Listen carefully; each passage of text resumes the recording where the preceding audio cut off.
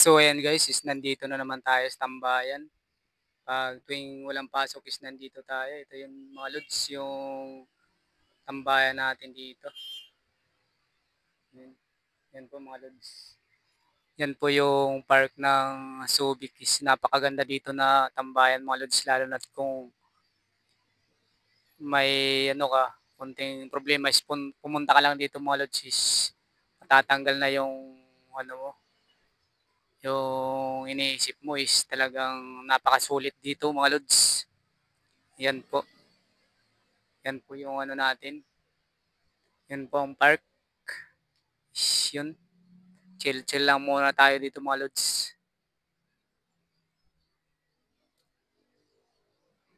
Ito po yung park natin. Ay, park ng Subic. Hindi park natin. Ito po mga lods. Ito yung kasi pagkatapos ko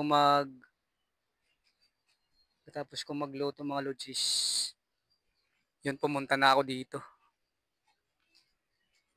Yun. Talagang ano dito, nakaka-relax kasi mahangin. Ang daming isda mga lods. Super ganda dito mga lods. Ang daming isda. Yung mga tilapia mga lods, yung ilog na to is sobrang dami ng isda kaso lang madumi. Eh, siyempre marami ng mga tinayo na building tapos mga bahay. Dito yung lahat yung dumi. Pero sobrang super talagang ang daming isda mga lods.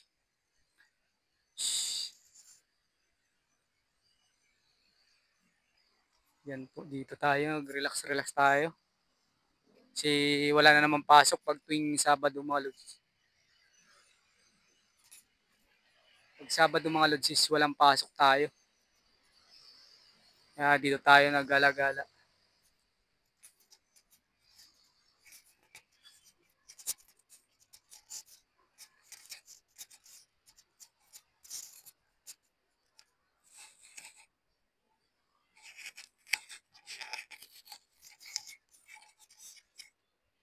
Talagang super ganda dito talaga mga lods.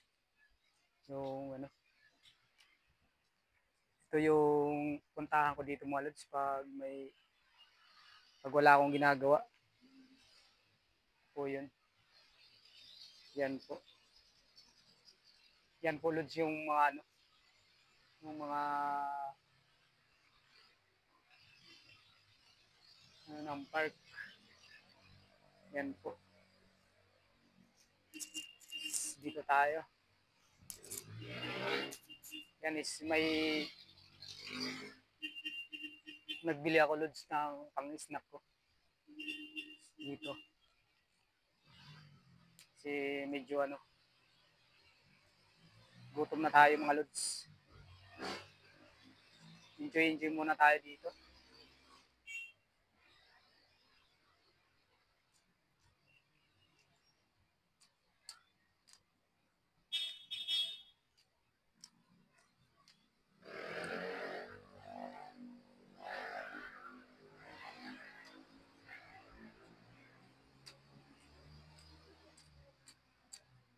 Yung binali kong 500 mga lods, ito na lang natira, pinambili ko sa pagkain.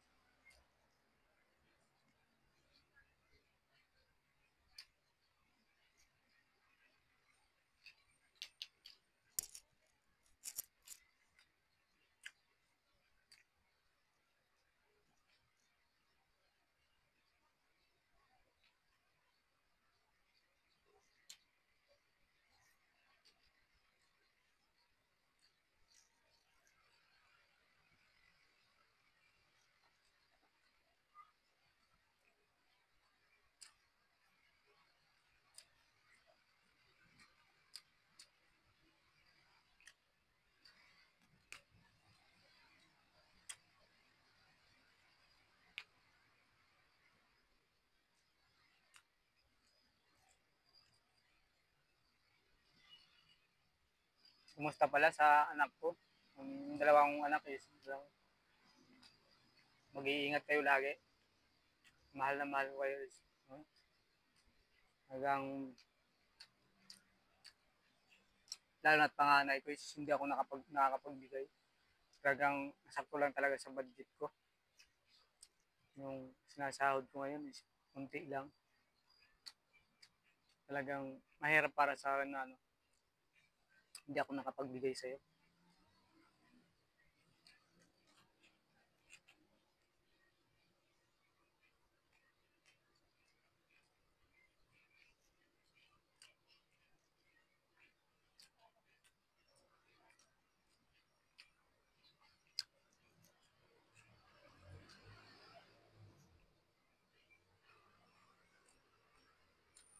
Ingat kayo lagi dyan.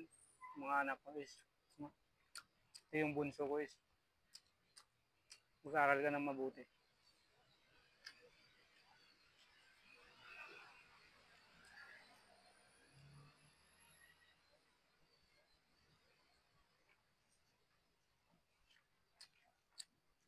Guys,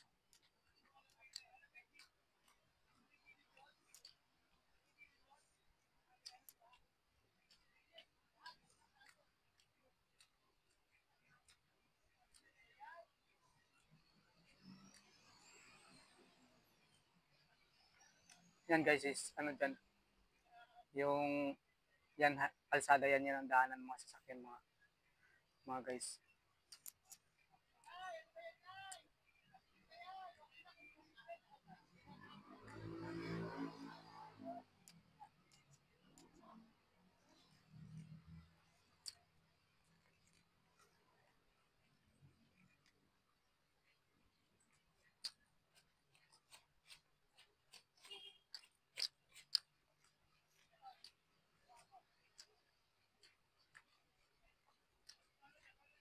Hirap talaga mga guys yung maraming sa'yo, na dadaon sa buhay mo is talagang napakahirap talaga. Kasi lahat ng pakikisama mo is sisirain yun para lang hindi mo yung mga pangarap mo. Talagang naniniwala ako sa kasabihan na talagang kahit makisama ka sa isang tao na hindi ka naman tanggap yung pagkatao mo is hahataking ka pababa.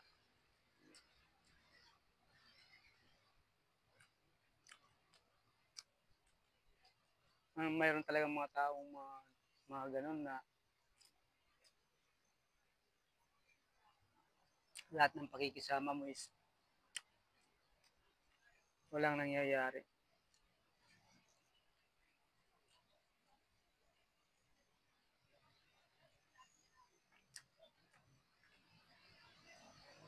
Kaya yung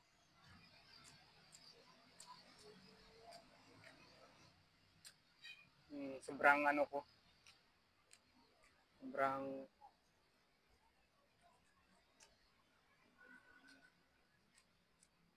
nawalan na ako ng tiwala sa mga kasama ko sa trabaho is hindi na ako nagtitiwala kasi lahat ng pakisama ko ginawa ko na. Tapos yung ida-down ka nila pababa.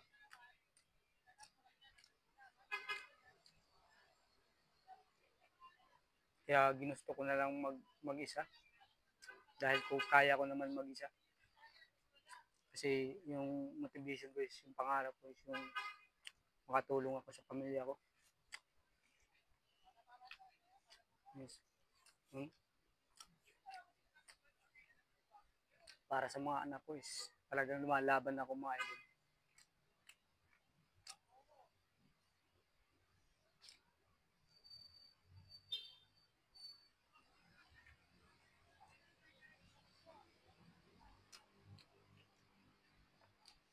So ayan mga lods, hanggang dito na lang. Bye bye po.